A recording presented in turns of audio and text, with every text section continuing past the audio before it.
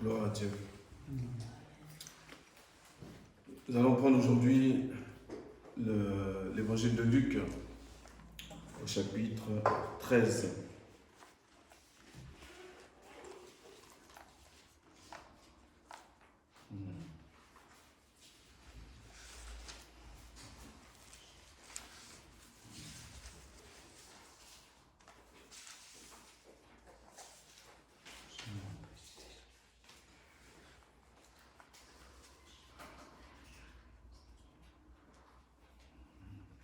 Évangile de Luc, chapitre 13, on va commencer à partir du verset 22. Évangile de Luc, chapitre 13, verset 22. Et il allait par les villes, c'est-à-dire Jésus. Il allait par les villes et par les villages, enseignant et poursuivant son chemin vers Jérusalem. Et quelqu'un lui dit, « Seigneur, ceux qui doivent être sauvés, sont-ils en petit nombre ?» Et il leur dit, « Luttez pour entrer par la porte étroite, car beaucoup, je vous le dis, chercheront à entrer et ne pourront pas. »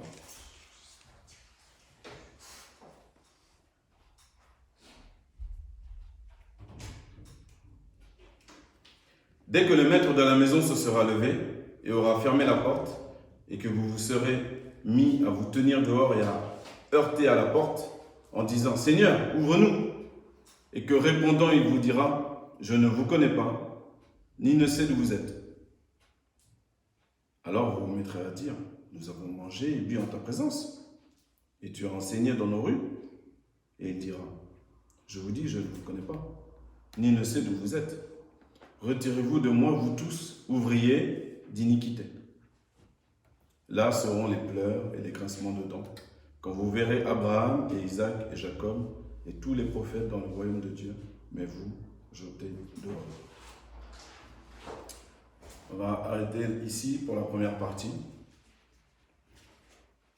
Nous voyons Jésus qui parle et qui nous rappelle, au cas où on a oublié, le rappel de ce matin me fait penser aussi à mon voyage en Pologne, où j'ai témoigné, bien entendu, par diverses manières. Et dans ce voyage-là, j'ai parlé à un collègue polonais du chemin large et du chemin étroit.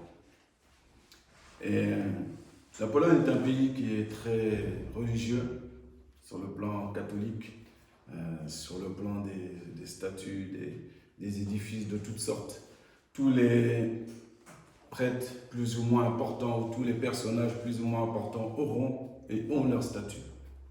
Et sont idolâtrés, sont honorés plus qu'il n'en faut.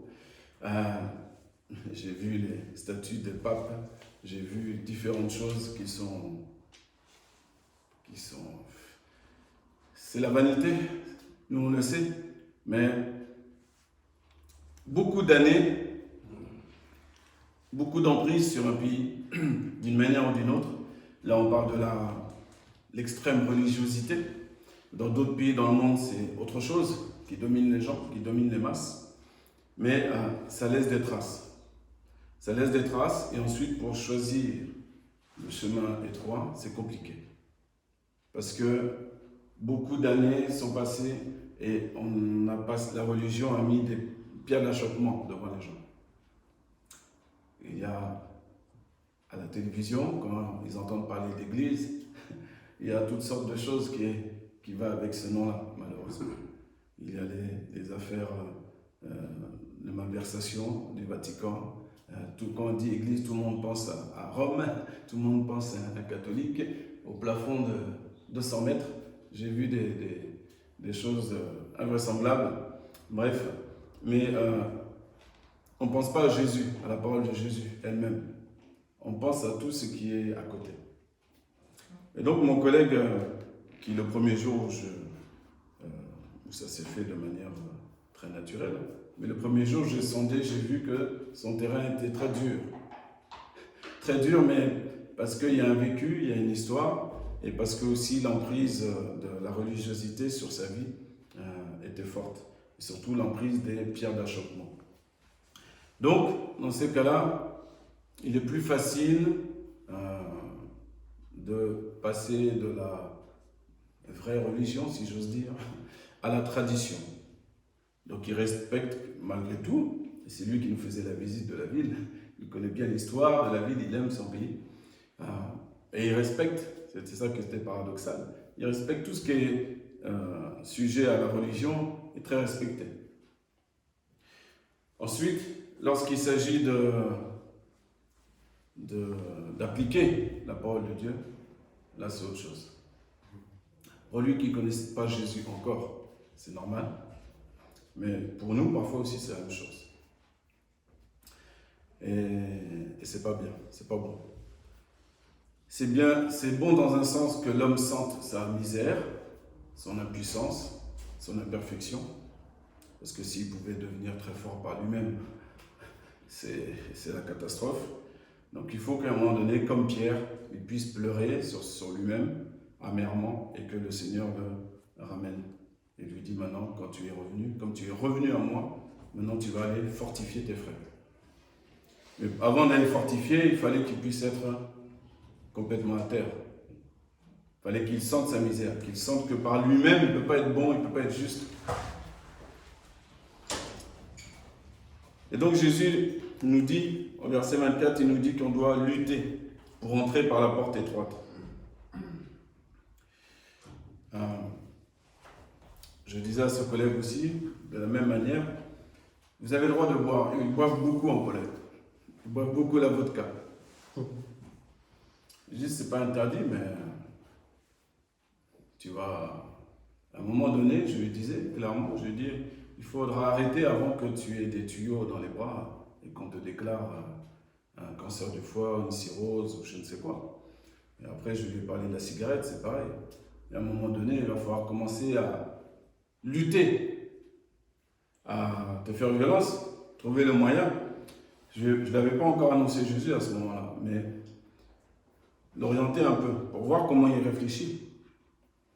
Et il me dit oui, bien sûr, il est d'accord. Ok. Nous, est-ce qu'on lutte vraiment pour entrer par la porte étroite, par le petit chemin étroit? Est-ce qu'on lutte vraiment? Quand on est chez nous, lorsqu'on parle d'X, Y personnes qui ne sont pas là, est-ce qu'on fait attention, on fait comme David, on met un garde à nos bouches pour ne pas dire de mauvaises choses? Est-ce qu'on arrive à pardonner? Est-ce qu'on arrive à se faire violence pour lire la Bible? Pour prier? Ou on laisse Netflix nous bercer? Ou YouTube, peu importe, même si c'est France 2 ou France 5, peu importe. Mais le monde nous berce et fait en sorte qu'on n'ait pas une seule seconde, et c'est ce que je disais aussi à mon collègue, de plusieurs manières, que tu ne puisses pas respirer, et que tu ne puisses pas penser une minute à lever la tête et dire il y a quelque chose qui me dépasse. Il y a une autre collègue, je lui disais, je lui parlais, je lui expliquais que la vie, je voyais que c'était une personne qui était différente des autres. Donc je m'intéresse à elle et on discute. Et on parle du boulot. Je la vois très concentrée sur le travail, comment mieux faire les choses, comment pour l'organisation, etc. Mais trop, tu dépasses une mesure. Et on échange, et puis au fur et à mesure, je vois que j'ai besoin de lui expliquer que la vie, c'est pas juste on se lève, on mange, on travaille, on se lève, on mange, on travaille, on dort, on se lève, on mange, on travaille. La vie, c'est plus que ça. On peut faire tous les parcs d'attractions, tu peux parcourir tout le monde. La vie, c'est plus que ça. La vie, c'est plus que ça. Tu dois être honnête avec toi-même pour te dire que non, il me manque quelque chose. Il me manque quelque chose. Et en tant que chrétien, même en tant que chrétien, même en tant étant une personne qui croit que Dieu existe, qui respecte Dieu à mon niveau, à ma manière, selon là où j'en suis, je dois me dire, il doit y avoir plus que ça. Je ne peux pas rester dans un statut religiosité, de respect de la religion, de respect du livre, du respect des... Non, il doit y avoir plus que ça. Il doit y avoir plus que ça. Il faut plus, il faut vouloir plus. Il y a des exemples que je donnais, je vais être concret, je vais être un peu plus concret encore. On faisait la visite de la ville, à Cracovie, une très belle ville. Mais c'est beau, il y a des belles choses, mais aussi des mauvaises choses. Et en pleine journée, il y avait des étudiants qui donnaient des flyers pour que tu rentres dans tel ou tel établissement, restaurant, bar ou autre. Et puis une fille de, je ne sais même pas si elle a 14-15 ans, me donne un flyer d'invitation et je ne comprends pas bien ce qu'elle dit. Elle parle en anglais, mais je n'ai pas très bien compris. Donc je me rapproche et je fais répéter. Et puis j'ai mon collègue qui me dit, qui me traduit, que c'est une invitation pour aller dans un endroit impur. Moi je l'ai traduit comme ça, bien sûr, n'est-ce pas, de débauche. Et puis là j'ai rigolé, j'ai regardé mon collègue, c'est là que ça a démarré l'évangélisation, que j'ai commencé à lui expliquer. Et que je lui ai parlé, et lui était à l'aise. Au départ, il était très respectueux sur tout ce qui est religieux, tout ce qui est... Mais quand ça s'arrête là, après tu peux aller faire ce que tu veux. Et donc j'ai commencé par lui expliquer, lui parler de sa femme, et commencer à me rapprocher de son cœur. C'est ce que le Seigneur faisait petit à petit. Mais je voyais qu'il restait bloqué parce que c'était trop dur. Voilà. Et donc j'ai même la jeune fille, même je lui ai parlé aussi. Il y avait un autre jeune homme aussi qui était avec nous, et un ami d'un de mes collègues qui vivait déjà là-bas et qui a raconté une aventure où il pensait aller en boîte, entre guillemets, une boîte normale pour danser, mais qui s'est retrouvé dans un endroit bizarre. Je lui ai dit, mais qu'est-ce que tu fais là? Il faut sortir. Quand tu vois ça, tu sors. Lui, il rigole avec ça. Mais je lui dis, non, tu te lèves, tu sors. C'est dangereux. Tu n'es pas dans ton pays, tu crois que... Il faut faire attention. C'est dangereux. Il faut lutter vraiment pour entrer par la porte étroite. La parole nous dit que beaucoup chercheront à entrer. J'ai visité aussi une mine de sel qui a 138 mètres de profondeur. C'est un espace gigantesque, énorme. Et même là, ils ont réussi à faire une chapelle. Comme je disais à mes parents dans la voiture, ils ont réussi à faire une cathédrale sous terre. Ils ont réussi à faire des statues. Tantôt Paul, tantôt Thomas, tantôt Jean-Paul II, tantôt... Je n'ai jamais vu autant d'horreur. Voilà.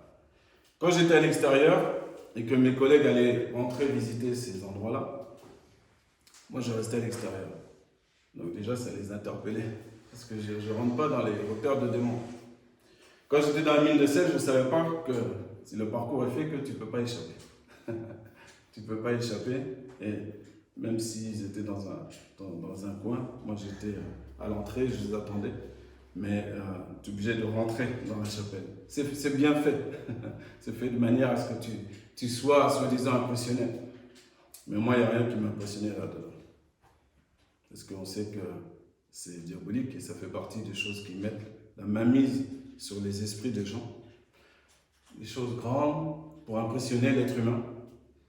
Mais nous, on ne doit pas être impressionnés de quelque statut que ce soit.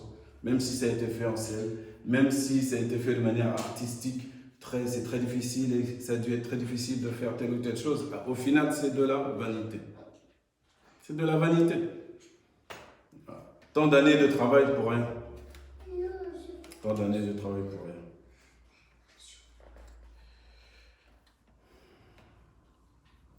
L'avertissement du Seigneur, c'est que ce qui va se passer, c'est que certains diront au dernier jour, ouvre-nous.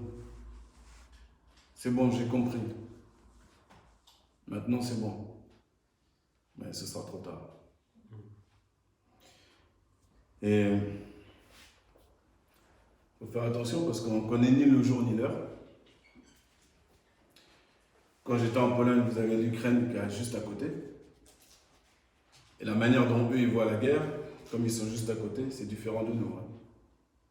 Nous, on vit dans le luxe ici. Ça, c'est clair et net.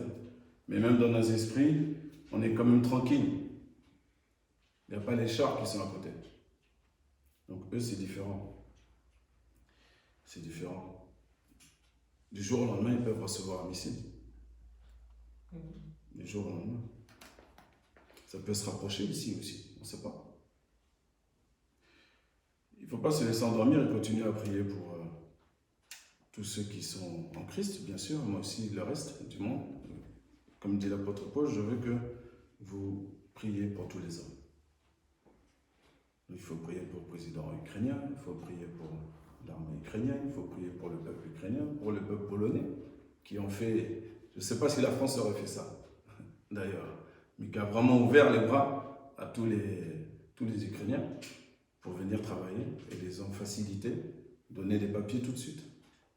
Ils ont fait des grandes choses. Que Dieu les bénisse en retour pour ça. La Bible est claire pour les étrangers. Il faut les traiter correctement. C'est très important. Beaucoup de chefs d'État devraient prendre la Bible comme livre de chevet. Et ils pourraient mener le pays avec plus de justice. Les étrangers, il faut les traiter correctement. C'est très important. Cette directive a été donnée à Israël parce que Dieu leur a dit, souviens-toi que toi aussi tu as été étranger dans le pays. Donc tu dois savoir ce que ça fait. C'est très important. Mais ce jour qui va arriver, Jésus nous dit que à certains, ils diront, je ne vous connais pas. Peut-être certains vont répondre, mais j'ai construit la cathédrale Saint-Thomas là. C'est moi qui ai fait la statue de Jean-Paul, c'est moi qui ai créé toutes ces icônes là. Et c'est terrible. Ou c'est moi qui ai construit 4-5 églises évangéliques. Je suis quelqu'un de bien. J'ai fait de bonnes choses pour toi. Jésus dira, je ne vous connais pas. Et là, on n'a jamais eu de relation. C'est mystérieux.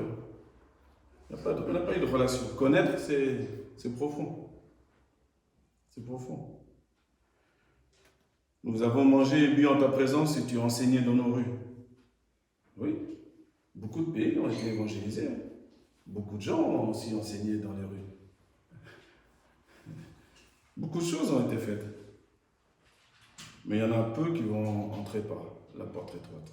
Il y en a très peu. Il ne faut pas se leurrer. Même moi, quand je prie pour Israël, pour les Juifs, je prie pour que, en connaissance de cause, mais je prie pour que le petit nombre, parce que c'est un petit nombre, malheureusement, sur les millions de personnes, qui sera sauvé. Mais je prie pour que ce petit nombre-là grandisse. Voilà. Qu'il y ait le maximum qui puisse être sauvé. Je ne vous connais pas, ni ne sais d'où vous êtes. C'est grave, hein? Je ne sais pas d'où tu es. Retirez-vous de moi, vous tous ouvriers d'iniquité. Donc là, il nous donne à chacun un indice. Pour fouiller, on doit fouiller l'Esprit de l'Éternel. C'est l'homme qui fouille nos êtres. On doit fouiller nous-mêmes, premièrement, avec nos vies, pour réparer la moindre petite injustice, à la manière de l'état d'esprit du roi David. Pour savoir, excuse-moi, même si j'ai un péché qui est inconnu, disait David, pardonne-moi. Il priait même pour ça, au cas où. C'est-à-dire que jamais il s'est cru meilleur que quiconque. Jamais. Jamais. Jamais. Mais on doit se rappeler que, au verset 28, donc, il dit, là seront les pleurs et les grincements de dents, quand vous verrez Abraham et Isaac et Jacob et tous les prophètes dans le royaume de Dieu, mais vous jetez dehors. Et il en viendra d'Orient et d'Occident et du Nord et du Midi, et ils s'assieront dans le royaume de Dieu. Donc ça, c'est toutes les nations. La parole de Dieu a été annoncée premièrement au premier peuple choisi, Israël. Peu l'ont reçue. Elle a été annoncée ensuite par les apôtres à toutes les nations. Nous l'avons reçue. Merci Seigneur. Et il faut la garder jusqu'au bout. Il faut persévérer jusqu'à la fin. Certains viennent du nord, d'autres du midi, d'autres de l'ouest, de l'est. Mais on voit aujourd'hui la parole de Dieu qui est partout.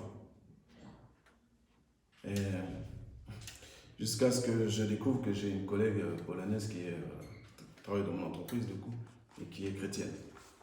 Elle m'a dit qu'elle était chrétienne, qu'elle était protestante. Après, je ne sais pas qu'est-ce que ça signifie, protestant en Pologne. Parfois, il faut bien discuter, avoir une vraie relation, mais au fur et à mesure qu'on discutait, je voyais qu'elle connaissait la parole de Dieu et je voyais une cohérence entre ce qu'elle disait et son comportement. Il n'y a pas besoin de chercher plus loin. C'était cohérent. C'était cohérent. Ouais. Et c'est marrant parce que quand on était en Pologne, elle m'a dit, parce que je parlais de son prénom et de l'histoire de son prénom, Esther.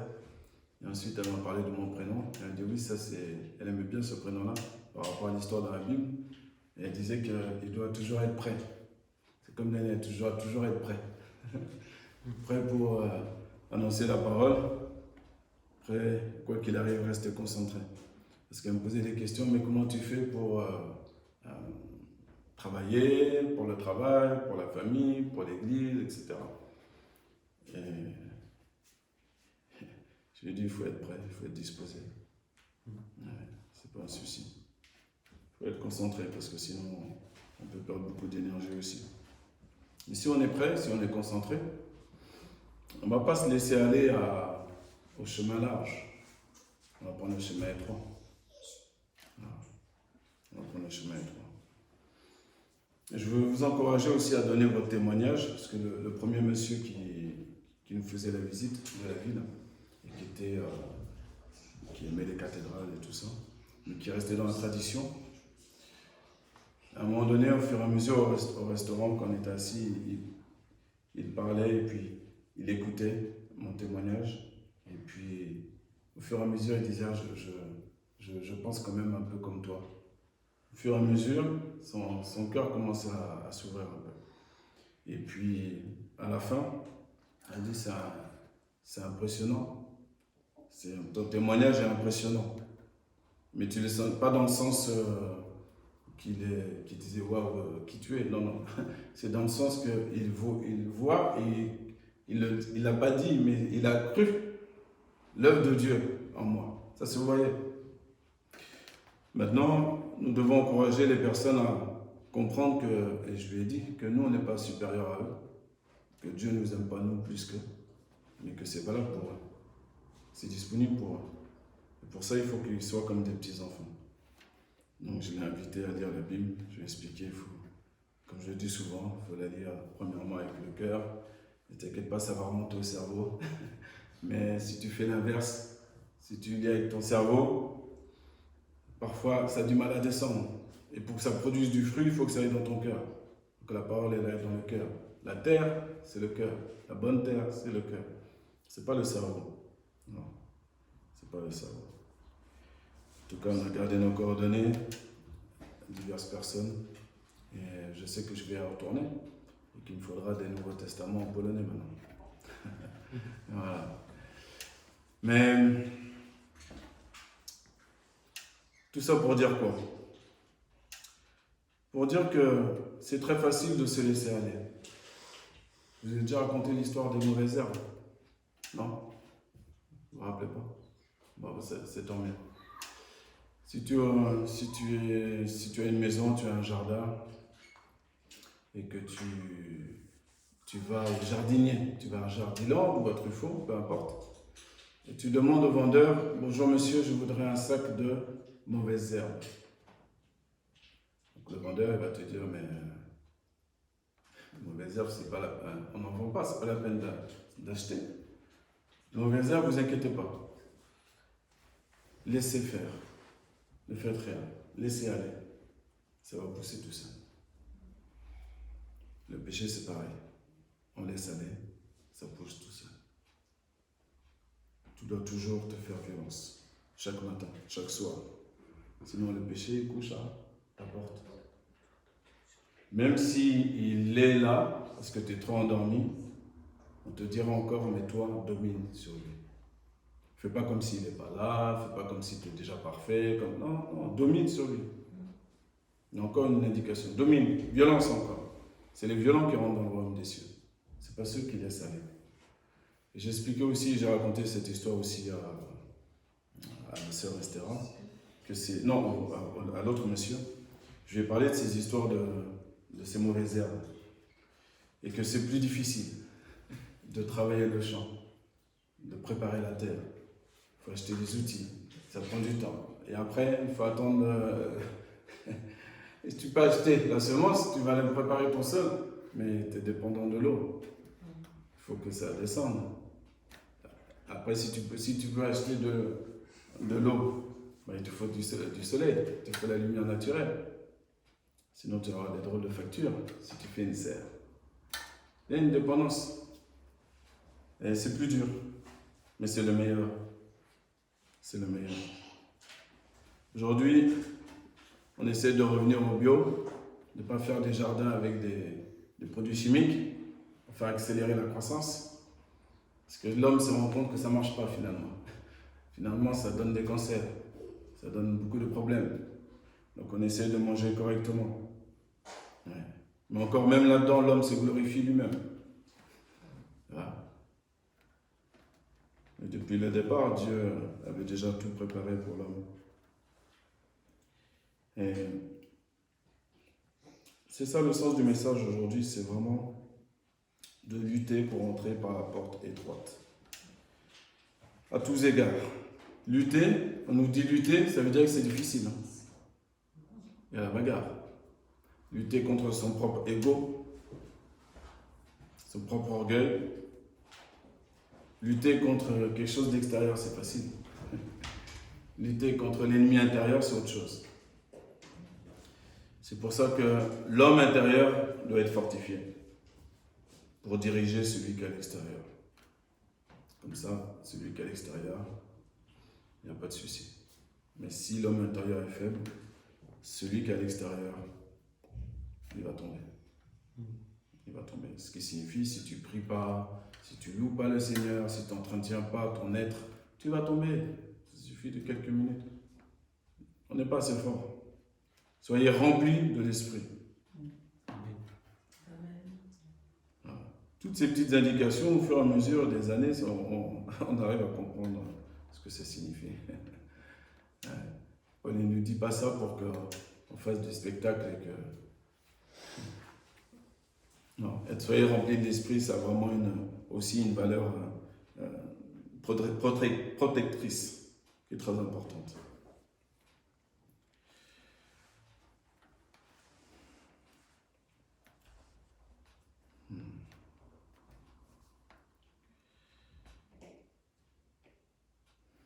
Lutter pour rentrer par la porte étroite. Car beaucoup, je vous le dis, chercheront à entrer et ne pourront pas. Dès que le maître de la maison se sera levé et aura fermé la porte, et que vous serez mis à vous tenir dehors et à heurter la porte, en disant « Seigneur, ouvre-nous », et que répondant, il vous dira « Je ne vous connais pas, ni ne sais d'où vous êtes ». Alors, la parole nous dit que les personnes vont commencer à argumenter. C'est ce qu'on fait avec Dieu. Quand Dieu parle, on argumente.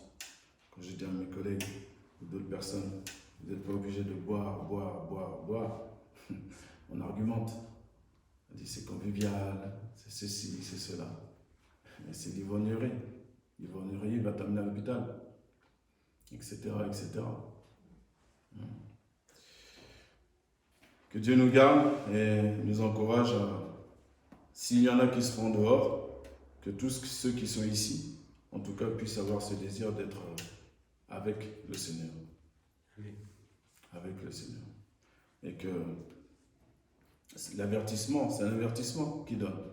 Mais il faut le prendre de manière très sérieuse, mais il faut aussi le prendre comme un encouragement. Un encouragement par le Seigneur qui dit encore, ma maison n'est pas encore remplie comme je veux qu'elle soit remplie. Alors faisons en sorte qu'elle le soit. Faisons en sorte que nous-mêmes nous y rentrons et que par l'évangélisation, puisque nous sommes devenus lumière, nous sommes le sel de la terre. Et il est important que d'autres aussi suivent notre chemin. suivre le chemin qui est Jésus-Christ. Amen. Éternel notre Dieu, nous te bénissons pour ta parole.